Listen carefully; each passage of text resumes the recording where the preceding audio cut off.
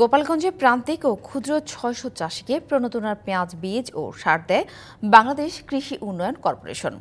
কিন্তু ৪ শতাধিক চাষির বীজ থেকে চারা হয়নি ৫ ভাগও।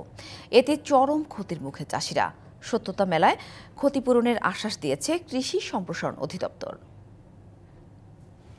পেঁয়াজের উৎপাদন বৃদ্ধি ও আমদানি নির্ভরতা কমাতে প্রণোদনা কর্মসূচির আওতায় গেল বছরের নভেম্বরে গোপালগঞ্জের ৬০০ প্রান্তিক চাষিকে ১ কেজি করে বাড়ি ১, ৪ ও তাহিরপুরি জাতের বীজ দেয় কৃষি উন্নয়ন কর্পোরেশন। পাশাপাশি দেয় ১০ কেজি করে সার। প্রণোদনা পেয়ে এসব বীজ আর সার দিয়ে প্রায় ৬০০ বিঘা বীজতলা করেন চাষিরা। এর মধ্যে বাড়ি ৪ ও তাহিরপুরি জাতের পেঁয়াজের বীজ পাওয়া ৪২০ কৃষকের মাঠে বীজ বপনের পর অঙ্কুর গজালেও চারা হয়নি ৫ ভাগও। লাভের আশায় ধার দেনা ও ঋণ করে জমি বর্গা নিয়ে ক্ষতির মুখে চাষিরা।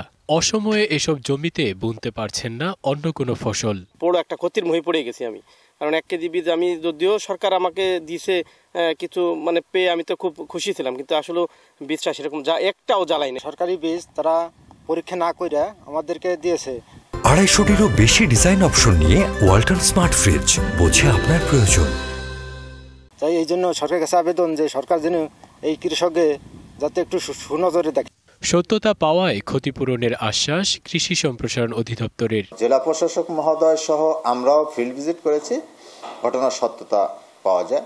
আমাদের ঊর্ধ্বতন কর্তৃপক্ষের দৃষ্টি আকর্ষণ করা হয়েছিল। আমাদের মন্ত্রণালয় থেকে পরবর্তীতে সিদ্ধান্ত নেওয়া হয়েছে যে ক্ষতিগ্রস্ত কৃষকদের মাঝে পুনরায় বীজ সহায়তা প্রদান করা হবে।